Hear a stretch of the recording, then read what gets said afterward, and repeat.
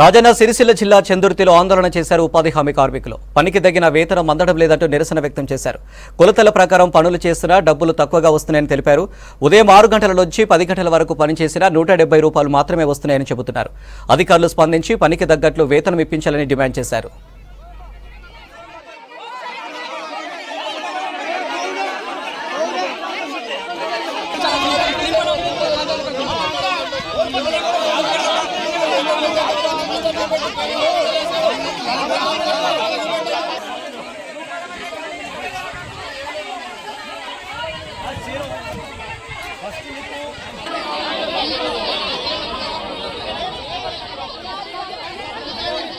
కనీసము ₹170-180 పడుతున్నాయి.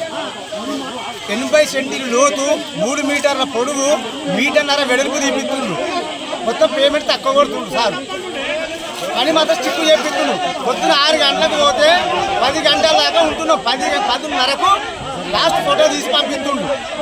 ఏమన్నా కొంత కరెక్ట్ లేవు, పైసలు తక్కువ పడ్డాం, తక్కువ చేసిన అంటున్నారు.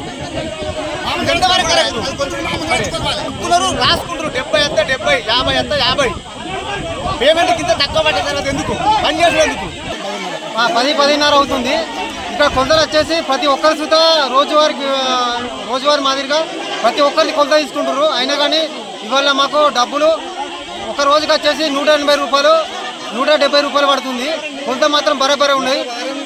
ఈ చందుర్తి విలేజ్ మన స్టేట్లోనే అవార్డు తీసుకున్నది, ఉత్తమ అవార్డు తీసుకున్నది. అటువంటిది ఈరోజు చందుర్తిని ఇంకా కొంతమంది ఇంత దిగజార్చి కూలీ ఈ ఉపాధి హామీ కూలీలకు సరైన కూలీ వేయకుండా చాలా ఇబ్బంది పడుతున్నారు. దీని మీద పై అధికారులు చర్య తీసుకొని వెంటనే కూలీ పైసలు